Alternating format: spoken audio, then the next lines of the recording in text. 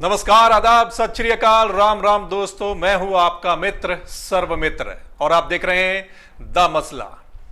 The मसला में आज जिस मसले पर हम बात कर रहे हैं वो ये कि आईएनएलडी ने यानी कि इनेलो ने 3 और उम्मीदवारों का ऐलान आज कर दिया है। आपको मालूम हो गया होगा। हम यह चर्चा करेंगे कि जिन 3 उम्मीदवारों को मैदान में उतारा गया है क्या कुछ रह सकता है, सामने कौन है, क्या पॉसिबिलिटी है किस उम्मीदवार की। पार्टी ने 3 उम्मीदवार आज उतारे हैं। हालांकि एक सीट अभी भी बची है।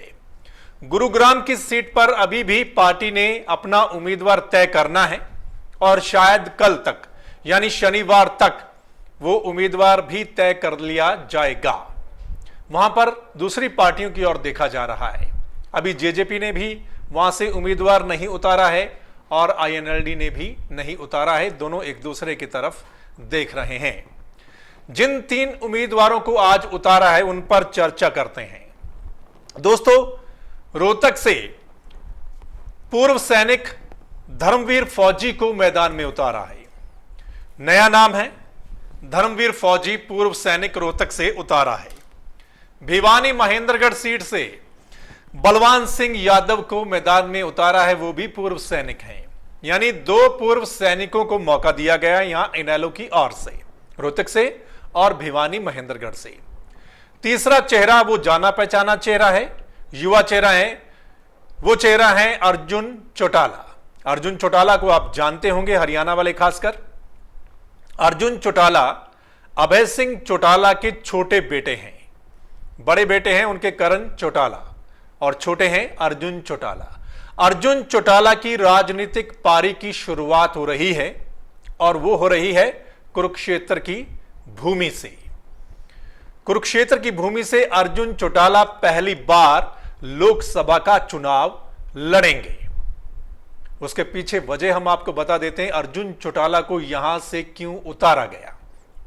दरअसल कुरुक्षेत्र से पहले जितने भी उम्मीदवार अभी तक मैदान में हैं उनमें से जाट अभी कोई उम्मीदवार नहीं है। बीजेपी की ओर से नायब सैनी उम्मीदवार हैं जो कि प्रदेश में मंत्री हैं। वहीं राजकुमार सैनी ने अपनी पार्टी की ओर से शशि सैनी को टिकट दिया है, वो खुद यहां से चुनाव नहीं लड़ रहे हैं।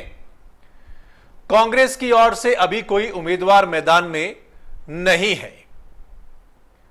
नवीन जिंदल हां ना के बीच में बात अटकी हुई है। देखो, जिंदल की ओर से तकरीबन ना कही जा रही है। देखना होगा कांग्रेस किस उम्मीदवार पर मोहर लगाती है। कुल मिलाकर कांग्रेस भी अब गैर जाट यानी नॉन जाट चेहरे पर ही मोहर लगाएगी। तो जाट उम्मीदवार यानी अर्जुन चौटाला को यहां से उतारा गया है। उसके पीछे वजह यह है कि इस लोकसभा में तकरीबन 3.5 लाख से थोड़ा ज्यादा जाट वोटर हैं।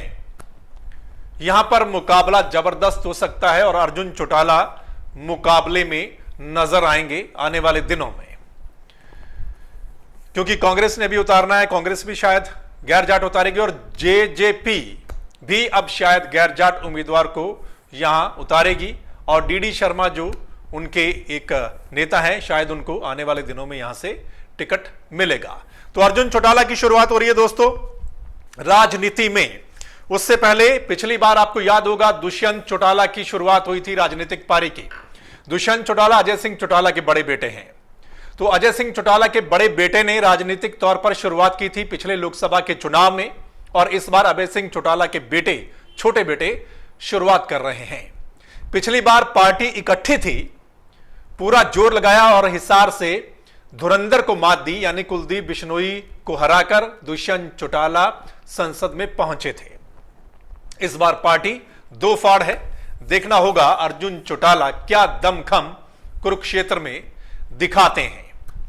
हालांकि पार्टी का पूरा फोकस रहेगा यहां पर। इनेलो पूरा फोकस कुरुक्षेत्र की सीट पर और सिरसा की सीट पर रखेगी।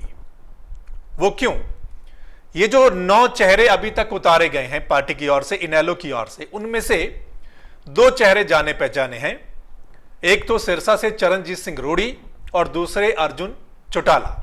बाकी जो फेस हैं, जो 7 फेस हैं, चेहरे हैं, वो तकरीबन नए चेहरे हैं सारे। उनके सामने कई धुरंधर मैदान में हैं। इसलिए दो चेहरे जो जाने पहचाने हैं और इन दो सीटों पर ही इनेलो पूरा फोकस रखेगी कि इन दो सीटों पर कामयाबी हासिल की जाए। इसलिए फोकस सिर्फ कुरुक्षेत्र और सिरसा पर ज्यादा रहेगा। भिवानी महेंद्रगढ़ से यादव को उतारा गया है, बलवान सिंह यादव। अब भिवानी महेंद्रगढ़ पर 4 उम्मीदवार उतारे गए हैं, धर्मवीर सिंह बीजेपी की ओर से और श्रुति चौधरी कांग्रेस की ओर से। ये दोनों जाट उम्मीदवार हैं। जेजेपी ने स्वाति यादव को उतारा था। स्वाति यादव और इनेलो के अब बलवान सिंह यादव, 2 यादव उम्मीदवार हो गए। यानी 4 उम्मीदवारों में से 2 जाट और 2 यादव उम्मीदवार। देखना होगा कौन बाजी वहां पर मारता है। कुरुक्षेत्र की बात अगर मैं करूं, जहां पर अर्जुन चौटाला चुनाव लड़ेंगे, तो आपको याद होगा 2004 में जो लोकसभा का चुनाव हुआ था, उस समय अभय सिंह चौटाला ने खुद कुरुक्षेत्र से चुनाव लड़ा था और वो दूसरे नंबर पर रहे थे। यानी 2004 में नवीन जिंदल ने जीत हासिल की थी कुरुक्षेत्र लोकसभा से और अभय सिंह चौटाला दूसरे नंबर पर रहे थे। उसके बाद 2009 में भी नवीन जिंदल दोबारा चुनाव जीते। 2014 में राजकुमार सैनी चुनाव जीते बीजेपी की ओर से। मोदी लहर बहुत थी और राजकुमार सैनी चुनाव लड़ रहे थे। इनेलो की ओर से बलवीर सैनी चुनाव लड़ रहे थे और कांग्रेस की ओर से नवीन जिंदल। तो दूसरे नंबर पर इनेलो के बलवीर सैनी रहे थे। हालांकि कांग्रेस और इनेलो के बीच में थोड़े वोटों का अंतर था, कांग्रेस तीसरे नंबर पर रही थी। अब देखना होगा कि 2 सैनी उम्मीदवार मैदान में हैं, नायब सैनी और शशि सैनी। अर्जुन चौटाला जाट उम्मीदवार हैं। देखना होगा कांग्रेस और जेजेपी किसको मौका देती है, उसके बाद स्थिति स्पष्ट होगी कौन कितने पानी में है। तो दोस्तों, कुल मिलाकर मुकाबला या चुनाव जो है हरियाणा में वो दिलचस्प होता जा रहा है, जैसे जैसे चेहरे सामने आते जा रहे हैं पार्टियों की ओर से। हालांकि अभी जननायक जनता पार्टी ने कई चेहरे उतारने हैं, आम आदमी पार्टी ने कई चेहरे 3 चेहरे उतारने हैं और जब सब चेहरे मैदान में आ जाएंगे तो फिर पता चलेगा। लेकिन पार्टियां एक दूसरे को देख रही हैं, खासकर कुछ सीटों पर। अब आईएनएलडी ने तो 9 उतार दिए, सिर्फ एक सीट पर गुरुग्राम पर वो देख रही है कि जेजेपी किसको मौका देती है। वहीं कांग्रेस अभी 4 सीटों पर मंथन चल रहा है कि क्या होगा, किस पर सामने कौन आता है, क्या उतारा जाए। बीजेपी ने अपने 10 कैंडिडेट उतार दिए हैं। चलिए, तो ये था जो इनेलो के 3 उम्मीदवार आज उतरे हैं। गुरुग्राम पर भी फैसला कल तक आने की उम्मीद है। लेकिन इस बार फिर चौटाला फैमिली से, एक तरफ दुष्यंत चौटाला हिसार से दोबारा किस्मत आजमाएंगे और दूसरी तरफ अर्जुन चौटाला कुरुक्षेत्र से किस्मत आजमाएंगे। देखना होगा। अजय सिंह चौटाला के बेटे की पहली पारी का आगाज अच्छा हुआ था पिछली बार, छोटी उम्र में संसद में पहुंच गए थे। अर्जुन चौटाला की भी छोटी उम्र है, युवा हैं, यंग हैं। देखना होगा क्या ये पहली पारी में कामयाब होकर संसद में पहुंचते हैं या नहीं। वहीं करण चौटाला जो बड़े बेटे हैं, अभी उनको चुनाव नहीं लड़वाया गया, हो सकता आने वाले जो विधानसभा चुनाव में उसमें उनको मौका मिलेगा। देखना होगा।